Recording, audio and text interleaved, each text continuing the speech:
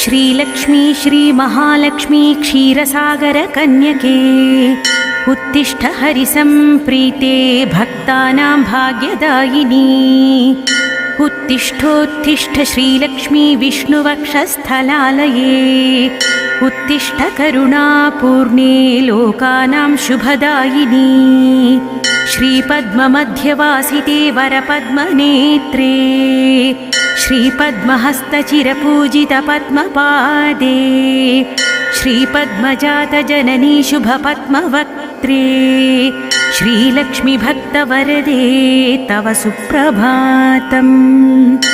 जाम्बूनदाभसमकान्तिविराजमाने तेजोस्वरूपिणि सुवर्णविभूषिताङ्गी सौवर्णवस्त्रपरिवेष्टितदिव्यदेहे श्रीलक्ष्मीभक्तवरदे